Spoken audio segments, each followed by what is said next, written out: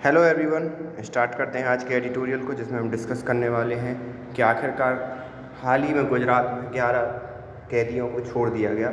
वो क्यों छोड़ा गया है और उसके क्या कारण हैं, और गवर्नमेंट की कहां कहां आलोचना हो रही है, और आलोचना किस हद तक सही है, किस हद तक गलत है। रीमिशन विदाउट रिफॉर्म। तो यहाँ पर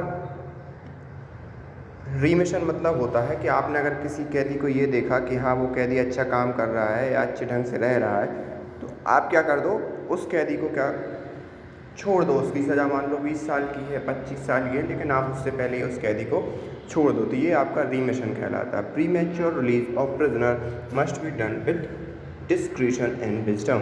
तो यहाँ पर इनका एक और तर्क है कि जो भी प्रीमेच्योर रिलीज़ आप करते हो या समय से पहले किसी कैदी का रिलीज़ करते हो, तो उसके लिए आपको डिस्क्रेशन मतलब एक आपको विवेक से सोचना चाहिए और आपकी बुद्धिमत्ता का यूज़ करना चाहिए।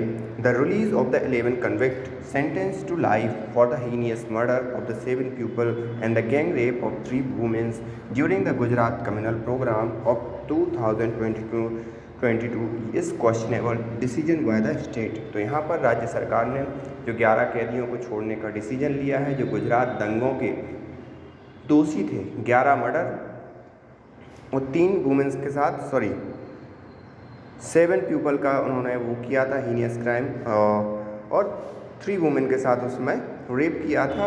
वो एक क्वेश्चनेबल डिसीजन है कि आखिरकार उन्हें क्यों छोड़ा गया।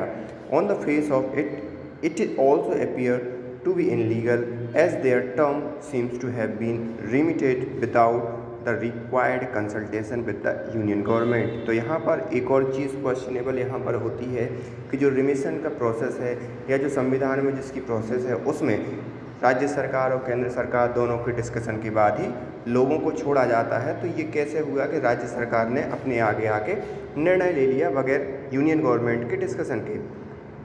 It defy the logic that those convicted for direct involvement in the rape of 3 women, the murder of 3-year-old and 6 others can be considered candidate for the premature release under any remission policy। तो यहाँ पर ये थोड़ा सा विश्वास करना भारी पड़ रहा है, या विश्वास करने योग्य बात ये नहीं है कि आप कैसे एक ऐसे व्यक्तियों को जो 7 मर्डर और 3 वुमेन्स के साथ रेप के अपराधी हों, उन्हें आप कैसे छोड़ सकते हो, भले ही किसी भी प्रकार की रेमिशन पॉलिसी क्यों ही ना हो।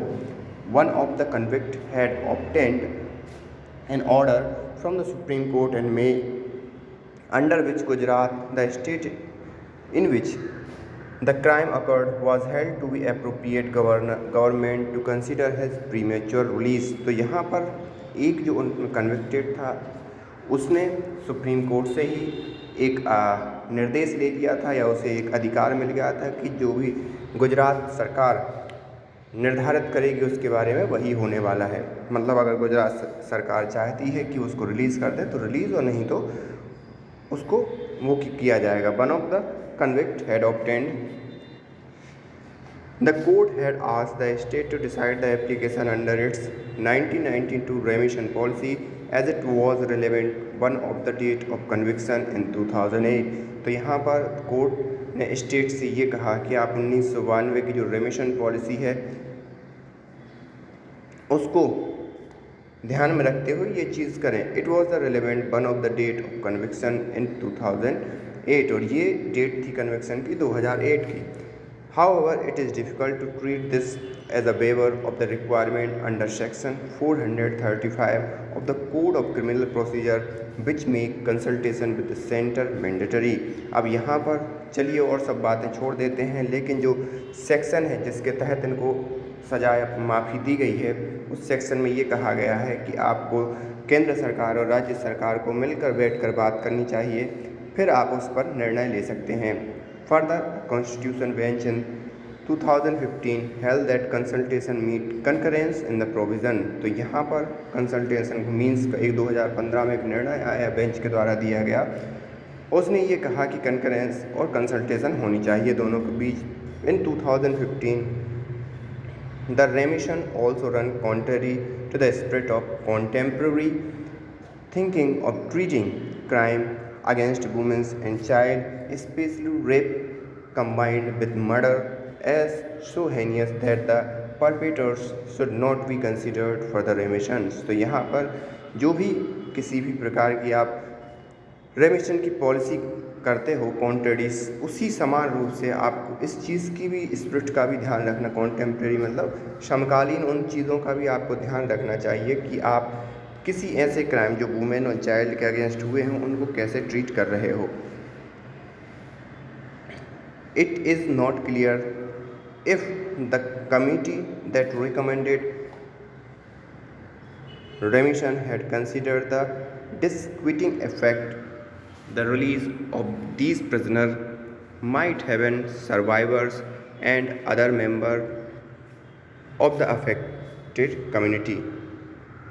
तो यहाँ पर ये देखने में को आया कि जिस कमेटी, ये क्लियर नहीं है कि जिस committee the committee that recommended रेमिशन, जिस कमेटी ने रेमिशन को रिकमेंडेड किया है, हो सकता है उस कमेटी के जो मेंबर हैं कहीं ना कहीं किसी चीज़ के सर्वाइवर रहे हों, तो उन्होंने जल्दी आना पानी की और इस चीज़ को क्या कर दिया, इस हिसाब से रेमिशन दे दिया। The life sentence normally mean that a convict has to spend the natural life in prison. तो लाइफ सेंटेंस या उम्र कैद का मतलब ही यही है कि पूरी की बची हुई लाइफ कैदी कहाँ जा काम वो करेगा, जेल के अंदर।